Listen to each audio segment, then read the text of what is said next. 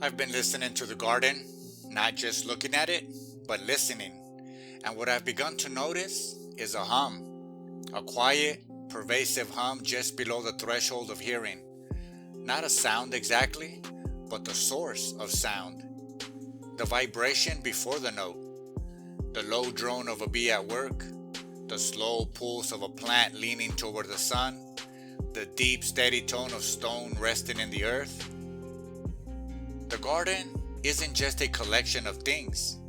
It's a field of frequencies, a living symphony, and that leads to a simple, unsettling question. If the garden has a frequency, what is ours? We've spoken of soil and seeds, of the center, torus, and the flow of energy, but there is another layer beneath all of that. If life is a garden, then what is the climate of that garden?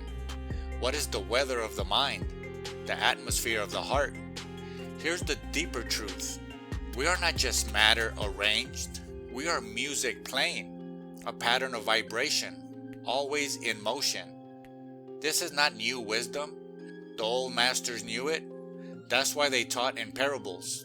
They didn't give instructions. They planted stories, mustard seeds, leaven, soils, and nets. These weren't just metaphors. They were tuning forks, vibrational codes designed to resonate quietly inside a listener, unfolding over time. The meaning wasn't in the telling, it was in the resonance. Modern science is only now catching up, awkwardly confirming what was always known. Everything vibrates. Atoms, cells, thoughts, emotions. What feels solid is at its core movement. And we feel this intuitively. Low frequency states feel heavy, shame, fear, despair. High frequency states feel light, joy, love, clarity. We are walking climates, broadcasting weather. Every thought we think, every emotion we rehearse, every word we speak to ourselves, these are not neutral. They are emissions. We are watering our inner soil constantly, whether we mean to or not. So the real question becomes, can we tend this garden consciously? Can we tune our frequency on purpose? This is the work of vibrational horticulture. And the tools are simpler than we think. Sound. Sound is vibration made audible, a physical wave that moves through flesh and bone. The ancients treated sound not as entertainment, but as technology. Chanting, toning, drums, bowls. These weren't rituals for belief, they were instruments for regulation. The human voice is the most personal instrument we have.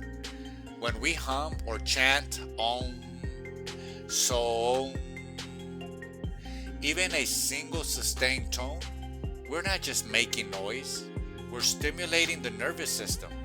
We're calming the brain's default chatter.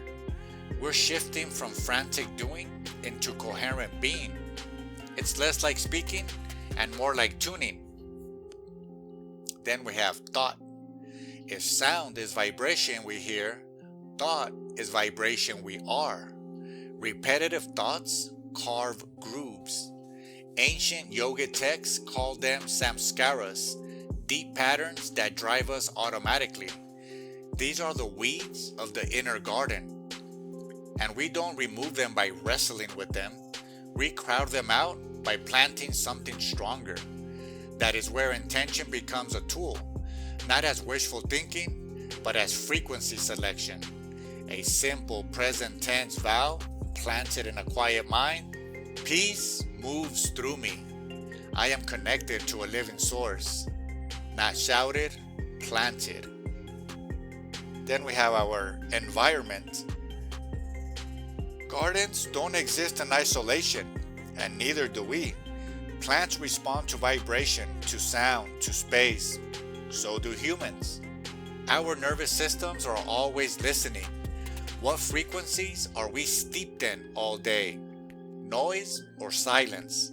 Chaos or rhythm? Static or song?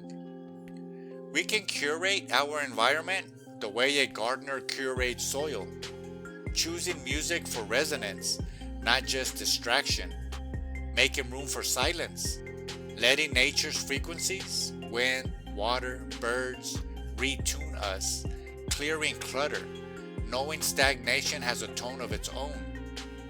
This isn't aesthetic, it's ecological. When we bring this together, the practice becomes simple, almost gentle. We wake and choose our first tone. We notice the quality of our inner voice. We tend the climate we live inside. And slowly something changes. Not because life becomes effortless, but because the conditions for growth improve. Old weeds find less purchase. New intentions sprout more easily. Creativity flows. Resilience deepens. The work remains, but the soil is alive. This was always the real lesson of the garden. It was never just about plants. It was about reciprocity, resonance, tuning. We are not accidental radios picking up whatever signal is strongest. We are musicians. We can learn our instrument. We can listen for our own true tone, that quiet, steady hum beneath the noise, and bring ourselves back into it again and again. We don't just water the seeds, we sing to them. And in doing so, we remember something essential. We were never separate from the song.